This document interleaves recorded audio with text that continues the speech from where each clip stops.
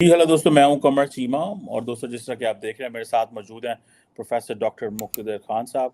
Doctor साहब, सबसे पहले तो आपके वक्त का बहुत शुक्रिया। थैंक यू वेरी मच खबर साहब, और आपके सुनने वालों को, देखने वालों को मेरा सलाम, नमस्ते, सत श्री अकाल, वनक्कम और नमस्कार। जी थैंक यू डॉक्टर साहब। डॉक्टर साहब, G20 की मीटिंग तो बस अब इस हफ्ते है, जी लेकिन एक बड़ी अजीब बात है कि इंडियन एयरफोर्स जो है उसने mega training exercise by the name of त्रिशूल के नाम से जो है वो पाकिस्तान और चाइना के बॉर्डर पे शुरू कर दी है। कहा जा रहा है कि ये जो ड्रिल्स हैं ये 4 से 14 अप्रैल के दरमियान होंगी। सितंबर सॉरी, सितंबर में होंगी। उधर 9-10 सितंबर को G20 है, 4 से 14 ये है। और ये सारे जितने भी लद्दाख, हिमाचल प्रदेश, जम्मू एंड कश्मीर और पंजाब के जितने सेक्टर हैं, इनके ऊपर ये होगी। आप इसको कैसे देखते हैं? इंडिया को क्या ज़रूरत है? ये क्या इंडिया ये समझता है कि पाकिस्तान और चाइना इररिस्पॉन्सिबल बिहेव कर सकते हैं, कि इंडिया का इतना बड़ा जो डिप्लोमेटिक शो है उसको ख़राब कर सकते हैं? शी जिनपिंग ऑलरेडी नहीं जा रहे। Why India had to do this? This is something an aggressive posture. आप इसको कैसे देखेंगे? देखिए, उसके दो चीजें हो सकती है, या तो it is fulfilling a military requirement, या it's fulfilling a foreign policy requirement. तो हो सकता है कि the air force does want to do those exercises in case. देखिए, अगर आप जाके देखें पुरानी जंगों में एयरफोर्स का ज़्यादा रोल नहीं रहा है। इंडिया की जो जंगें हुई हैं पिछले, जो India Pakistan, but this time air force navy will, अगर चाइना के साथ होता है कुछ, तो air force navy will play bigger role than they did in the past. So India probably is thinking के उसमें ट्रांसपोर्ट का भी, चिनूक्स वगैरह का भी रोल है। ट्रांसपोर्ट प्लेन्स का, अपाचे हेलीकॉप्टर्स वगैरह भी पार्टिसिपेट कर रहे हैं। So, yeah, the Air Force needs this as an exercise to do certain things that it thinks it needs to do to defend. Especially अब जो चाइना जो नया इंफ्रास्ट्रक्चर बना लिया है, खास तौर से लद्दाख वगैरह एरिया में, so they want to do this, they want to do certain exercises. हो सकता है कि they are anticipating कि if there is another encounter. देखिए, 62 से लेके 2021 तक तो गोलियां भी नहीं चली थी ना इंडिया और पाकिस्तान, लेकिन अब रिसेंटली सितंबर वगैरह में शायद लास्ट ईयर फायरिंग हो चुकी है, bullets have been fired. So they are thinking कि हो सकता है देयर माइट बी एस्केलेशन, और ये मैप्स का जो चक्कर हुआ है उसके बाद। बट आई आल्सो थिंक इस तरह के एक्सरसाइजेस को प्लान करने महीनों लगते हैं, so this must be something that they are planning as a precursor to going and practicing. शायद अक्टूबर में वो ग्रीस में मल्टी नेशनल एयरफोर्स ड्रिल्स वगैरह हो रहे हैं। So it is either part of the military exercises जो एयरफोर्स को ज़रूरत है करने के लिए। और मुझे लगता है कि दैट इज़ द केस, इसलिए कि इतना लंबा कर रहे हैं, सितंबर 4 से 14 तक। अगर खाली ये G20 के लिए होता तो क्यों इतने ज़्यादा पैसे खर्च करें? They could have done it from 8 to 10 या एक दिन का show. So that is one thing. The other thing ये है कि इंडिया शुड बी केयरफुल। अगर इंडिया अपने आप को बहुत ही ज़्यादा पावरफुल बताने की कोशिश करे, खासतौर से वेस्टर्न कंट्रीज को, तो वेस्टर्न लीडर्स ये समझना रहे कि oh, India doesn't need our help, it can handle China on its own.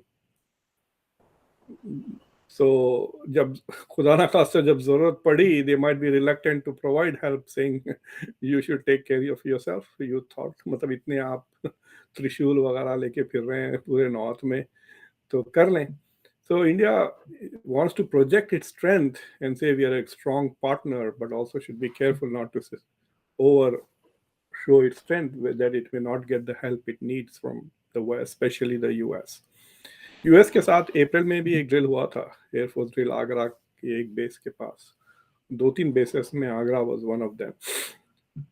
So there is more military activities going on. तीसरी चीज ये है कमर साहब कि partly because we are more interested in मतलब geopolitics और इस तरह की चीज़ें, हम इन चीज़ों पे गौर करते हैं। जो आम लोग हैं, they don't pay attention, and that these things would have been happening in the past also. अब इंडिया में एक थोड़ा हाइपर नेशनलिज्म का भी बुखार चल रहा है कई सालों से, रिसेंटली 2-3 साल से। So these things are getting more attention, you know. For example, भाई पहले कौन जावलिन के बारे में बात करता था? कोई नहीं। अब जब से इंडिया के पास अब वर्ल्ड क्लास जावलिन थ्रोअर आ गया है, अब उस पर ज्यादा तवज्जो दे रहे हैं ना, because they have a winner going, so they are paying more attention. So इस तरह से भी कह सकते हैं, बिकॉज इंडिया का इतना चर्चा चल रहा है, द राइजिंग वर्ल्ड पावर। खुद मेरी किताब आई है the rise of India as a world power. आप लोग दोस्तों से कहिए, viewers should try and read that book. तो तो I think that's why we are paying more attention to this. और मतलब क्या फॉरेन लीडर्स क्या क्या एक्सपेक्ट करें कि वो अपने होटल के कमरे में टीवी ऑन करेंगे तो देखेंगे ये show? Like is Biden going to watch mirages? Not really ना।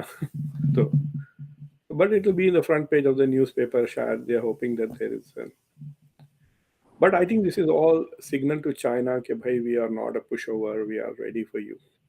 I think उसका मकसद वो है कि we have the basically we have ये तो अमेरिका को भी, वेस्टर्न पार्टनर्स को भी बताने की जरूरत है ना कि हमारा जो मेन राइवल है वो चाइना है, और इसीलिए हम एक्सरसाइजेस कर रहे हैं। ये तो इनको एक एक जैसे वो कहते हैं ना कि एक एक एक brownie point sort of thing.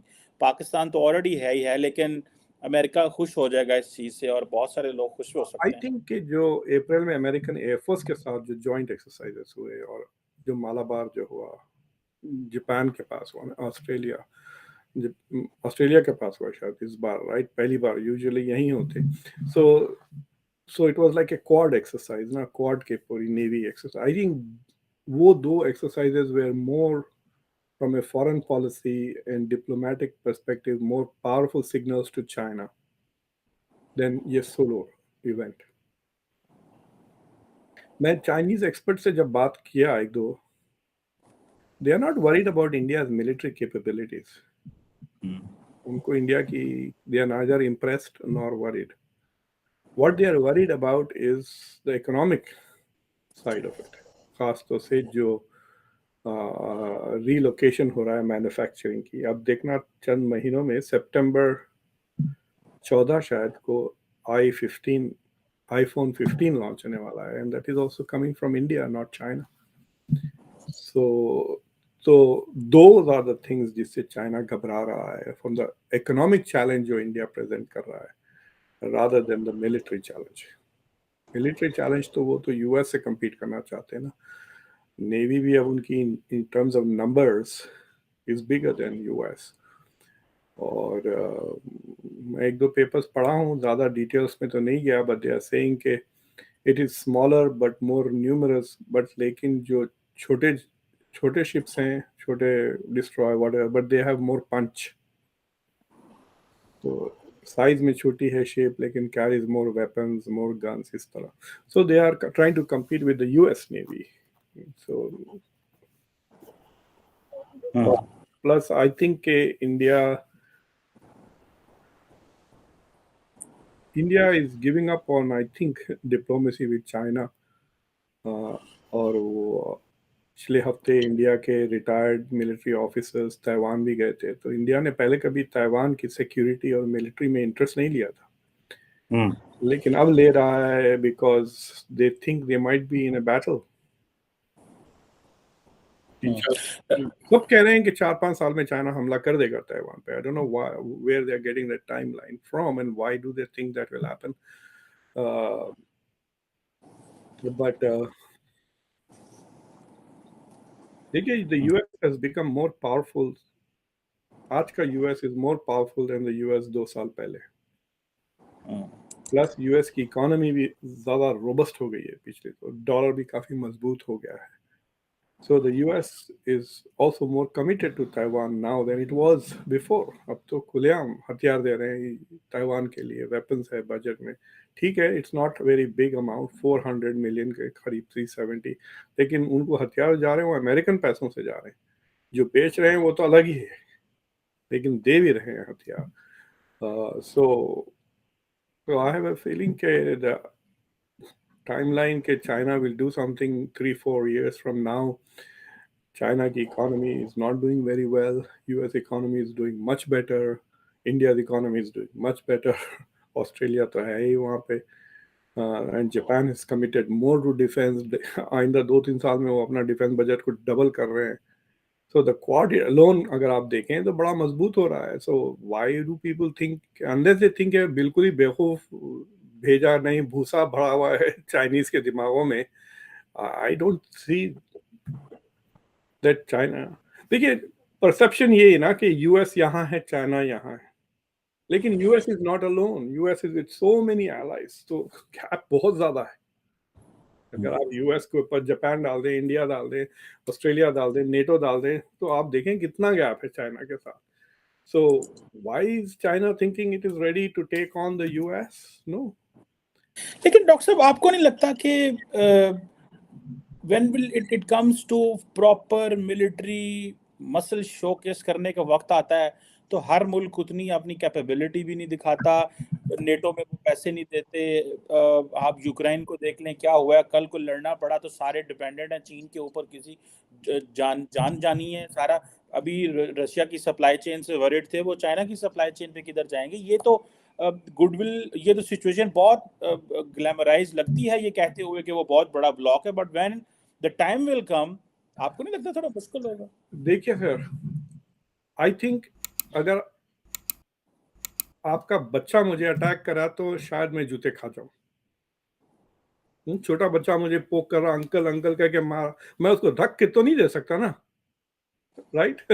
अरे नहीं मत करो मत करो, I will be pushing away the child. वो मेरे आंख में उंगली डाल दिया तो अंधा भी हो जा सकता हूँ. लेकिन अगर आप मुझे अटैक करें then I can full force से मैं आपको लगा सकता हूँ. समझ रहे ना? I can use all the techniques and my strength, because कोई मुझे ये नहीं कह रहा कि बच्चे को मार रहे हो, राइट? दे विल से कि भाई ये तगड़ा बंदा इन्हें अटैक कर रहा है, Punjabi, he is defending himself.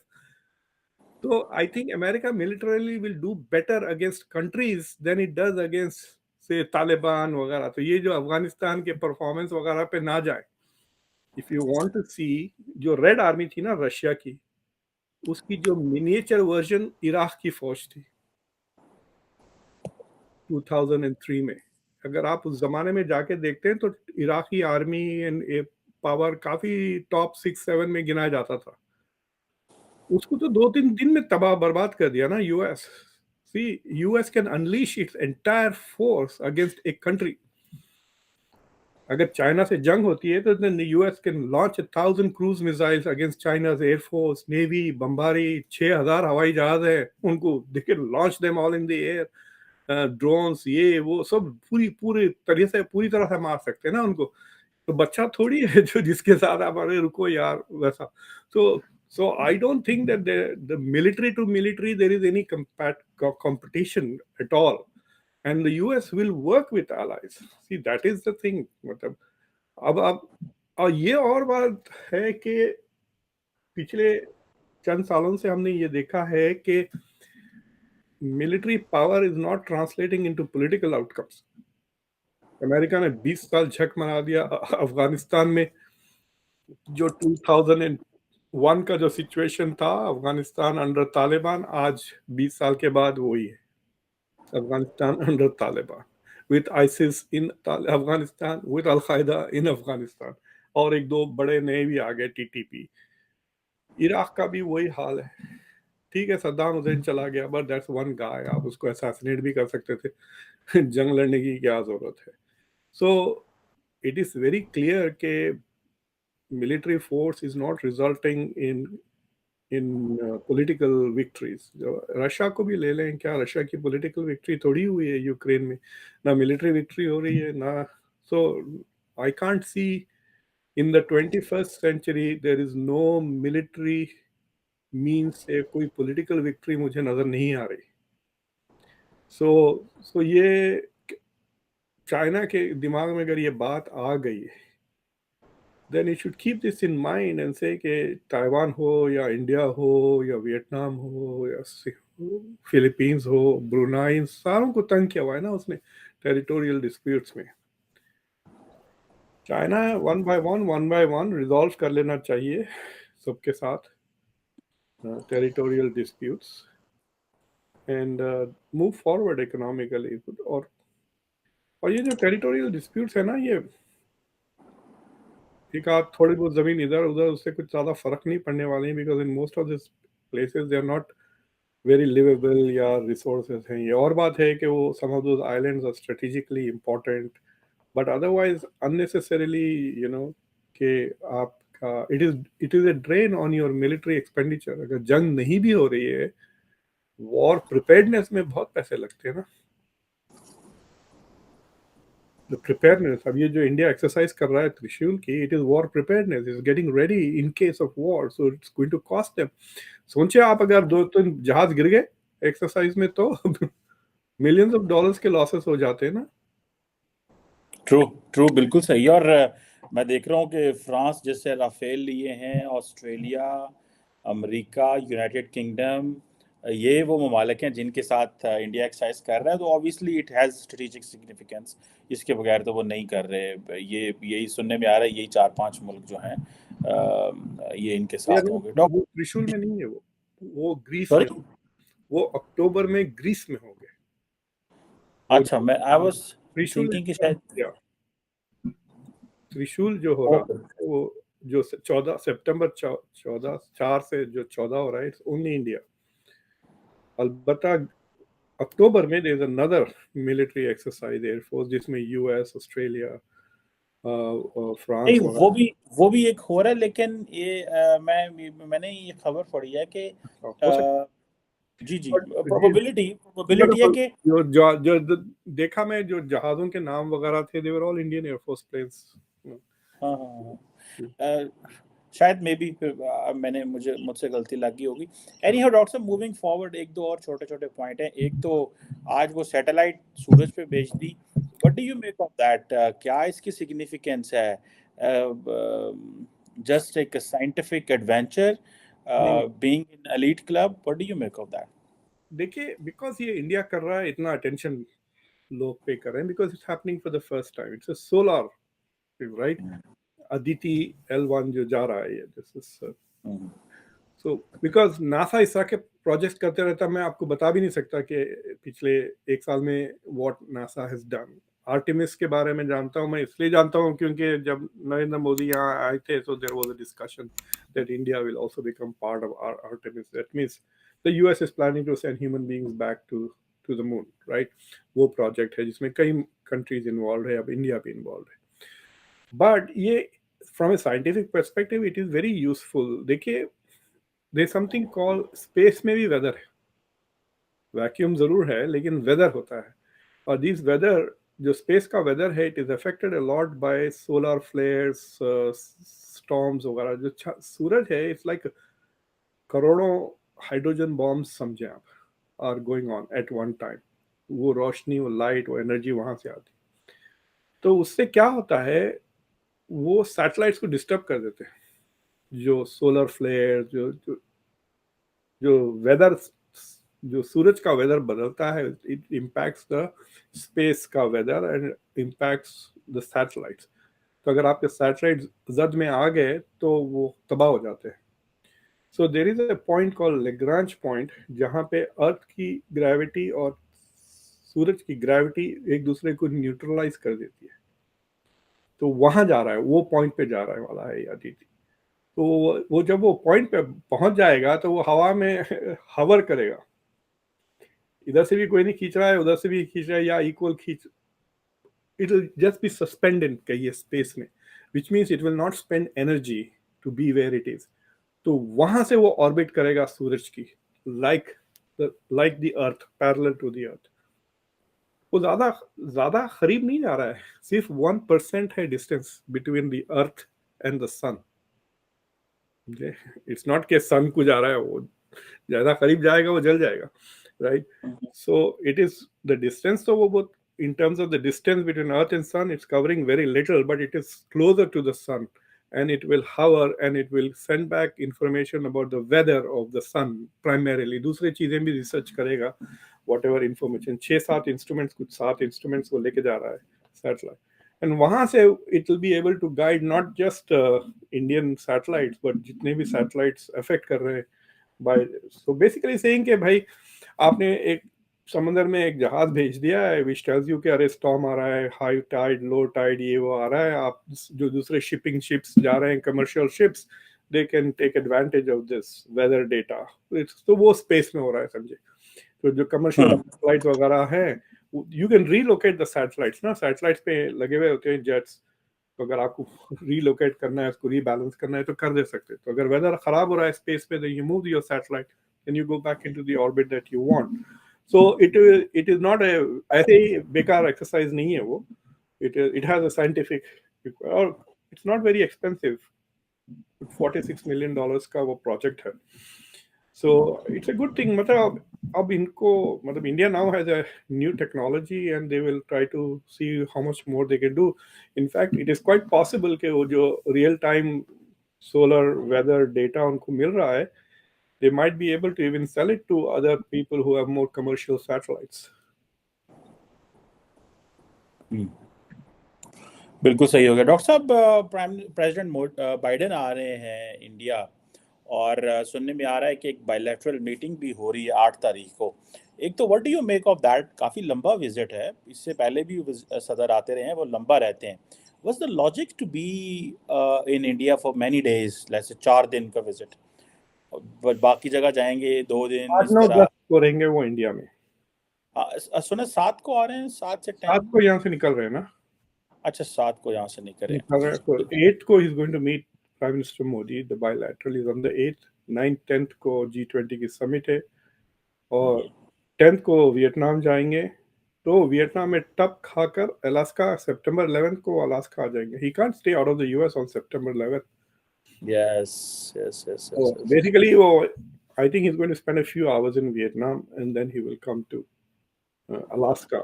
Uh, मेरे ख्याल से पूरी फ्लाइट के लिए टाइम नहीं है। By the time he comes to DC शायद सितंबर 11 खत्म हो जाएगा। सो इज कमिंग इन उधर से वियतनाम से अलास्का करीब पड़ेगा, so is coming that way so that he can be in the US. जो मेन इवेंट्स है सितंबर 11 के वो सारे कमला हैरिस करने वाली है। So but it shows his commitment to G20 ना।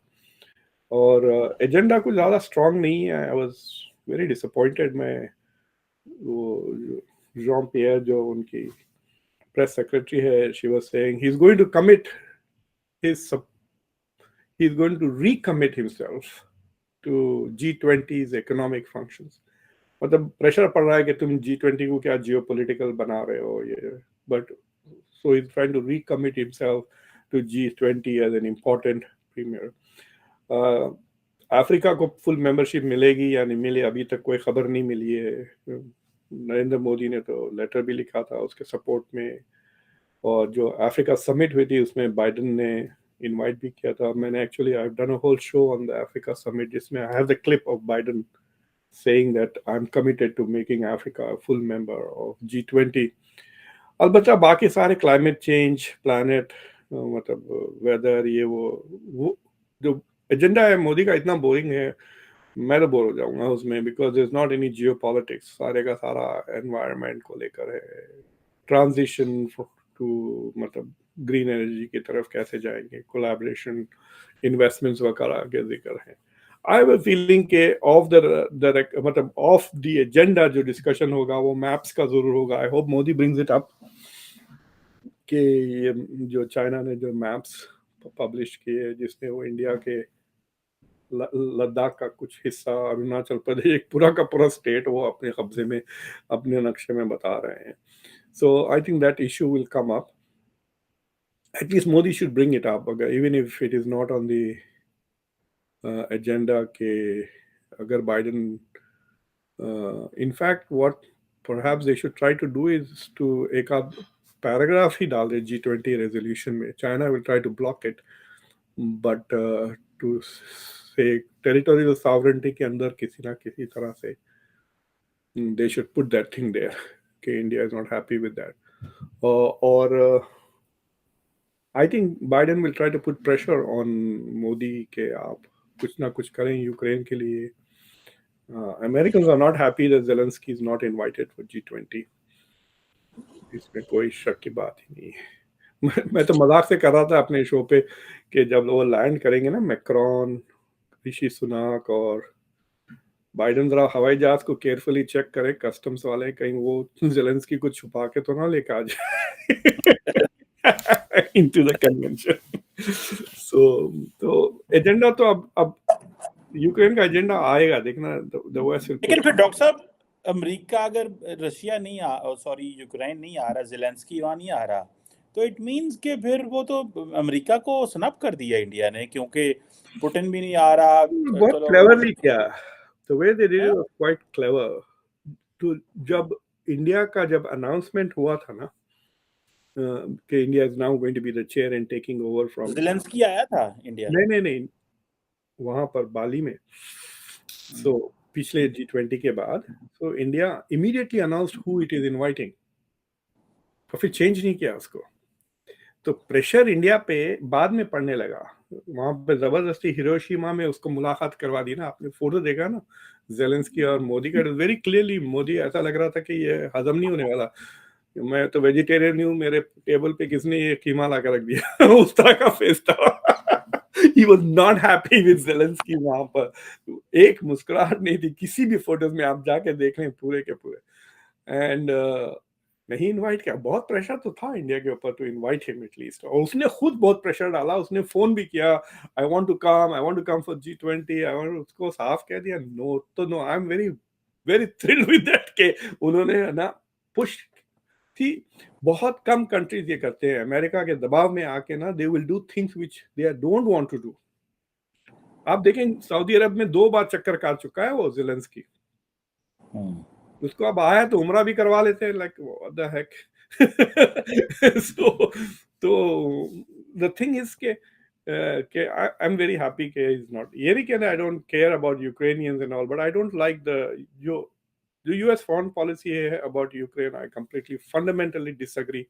के this is, America is suppose to be the global peace maker, America ने पीस इनिशिएटिव शुरू नहीं किया देखो अभी तक, it is the US which is proper. अगर अमेरिका सपोर्ट छोड़ देगा यूक्रेन, ये वॉर खत्म हो जाएगी।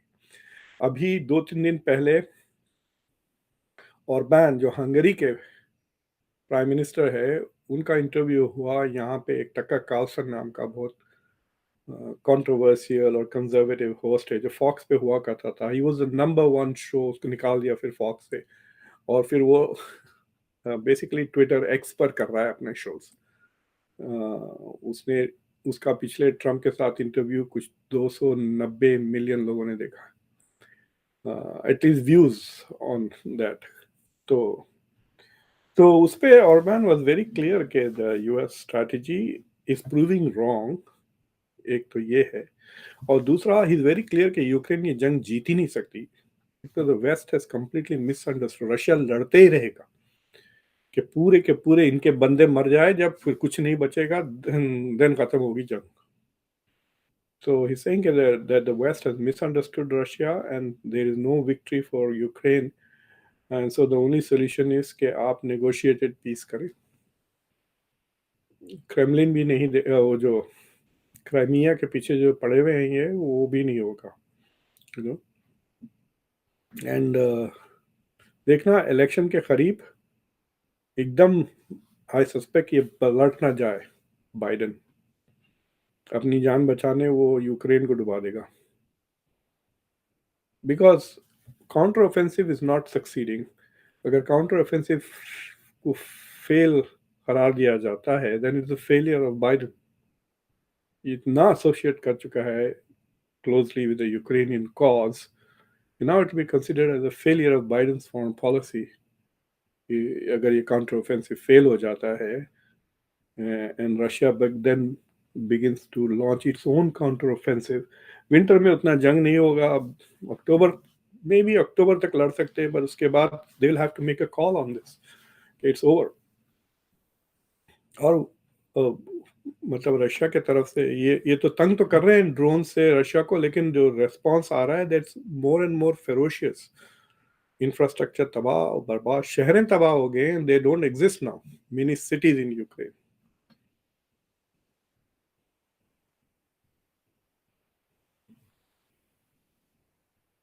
बिल्कुल सही कह रहे हैं, बिल्कुल सही कह रहे हैं डॉक्टर साहब। ये एक तो अगर इंडिया ने बुलाया नहीं है, अमेरिकन नाराज़ हैं, एजेंडा जैसे आप कह रहे हैं इतना स्ट्रॉन्ग नहीं है, ट्रांजिशन इंडिया वही देख रहा है जो उसको सूट कर रहा है। सो अमेरिका के अंदर आई कैन अंडरस्टैंड कि बड़ी ये बहस तो है कि, और सारे यही कह रहे हैं कि वैल्यूज़ की बात नहीं की जा सकती, शेयर्ड इंटरेस्ट की बात करनी है, और वही सारा कुछ चल रहा है। So let's see what concrete इससे आता है G20 से। अगर जॉइंट स्टेटमेंट भी नहीं आती, जो कि कहा जा रहा है कि 2008 के बाद पहली दफ़ा होगा कि जॉइंट स्टेटमेंट एक नहीं आती अच्छी, तो कई चीज आपको हो रही लगता है, मतलब पहली बार ऐसा हो रहा है कि Chinese president is not participating. This is the first time in G20 history, and it is also possible कि there will be no joint communique. देखिए, अगर शी जिनपिंग वहां होते ना, है? तो Modi could have personally convinced him कि चलो यार थोड़ा पोजीशन तुम मॉडरेट कर दो अपनी. ली क्वान को नहीं कह सकते, because he is going to say ये तो मेरे पे स्केल के अबव है, right. He will have to contact Xi and then try to change the position ना. तो पर्सनल डिप्लोमेसी खत्म हो गई. There is no personal diplomacy वहां पर, because the guy has to call his boss on the phone, और वो वैसा थोड़ी करेगा. he'll have to go to a safe place ना. वहाँ पे they must be have some security का कोई, I don't know whether there's only one place where everybody will go and make their secret phone calls, या वो अपने हर hotel में हर बंदे के पास safe communication centers हर country का है या नहीं. I don't know how that is arranged there. But he has to go, and he's not going to make a random phone call. थोड़ी करेगा. He'll have to go to a safe place to call. So that's why I feel कि थोड़ा negotiation दोनों Russia के साथ हो सकता है कि लैवरोव क्योंकि इतना क्लोज है पुतिन के, और he's been so senior कि maybe Putin might give more authority to Lavrov, लेकिन ये शी नहीं देने वाला इस बंदे को. He's not going to have that much authority जितना Lavrov के पास आ हो, going forward. लेकिन अगर आप देखें जितने भी डिबेट्स होने हैं एटलीस्ट दुनिया में, मतलब आप जाके जो मेजर आया फॉरेन पॉलिसी मैगजीन को देख लें, राजा मोहन का आर्टिकल है. राजा मोहन का आर्टिकल ब्रिक्स पर है. अभी एशिया सोसाइटी का पैनल में देख रहा था, बहुत जबरदस्त, जिसमें राजा मोहन भी है और सुहासिनी हैदर वगैरह हैं. They are discussing BRICS expansion, not G20 summit which is around the corner. वो दिल्ली में बैठ के ब्रिक्स की बात. So what has happened is कि ब्रिक्स का जो एक्सपेंशन हुआ है वो थोड़ा G20 का थंडर भी चुरा लिया है, because the focus is it meaningful, is it not, is BRICS changing geopolitical order or not? BRICS में why are so many countries lining up to join BRICS? What is so attractive? So ये सारे सवाल उठ गए ना expansion की वजह से. तो G20 मतलब खुद अमेरिका ने सड़ा दिया G20 को यूक्रेन का नौकर बनाकर. Like everybody knows कि he's going to then go there and then say Ukraine करेंगे. ये बैठ के ये मैक्रोन, ऋषि सुनाक, ट्रूडो, सारे के सारे. Hopefully the Japanese Prime Minister will try to talk about other things. अब उस पर प्रेशर पड़ जाता है ना, इंडिया पे मोदी पे पड़ जाता है to talk about anything other than the G7 agenda. India should try to develop a special relationship with Japan independent of the Quad के हट. पहले था वो जो शिंजो आबे के साथ they had very good relations. They say कि Shinzo Abe की वजह से India joined Quad, not because of the US. So I he think gave a major speech in Indian Parliament में. तो उसने पहले स्पीच दी थी आबे ने. हाँ. तो इंडिया में अभी किताब भी छपी शिंजो आबे के ताल्लुक से. यस, अभी रिसेंटली. आई थिंक उसमें जयशंकर साहब का भी कोई चैप्टर है. अच्छा. हाँ, वो उसकी इनॉग्रेशन में थे, वही थे मेरे ख्याल chief guest. Thank you very much professor doctor Muqtedar Khan साहब. सर बहुत शुक्रिया. वेलकम. थैंक यू खैमर साहब. Thank you sir.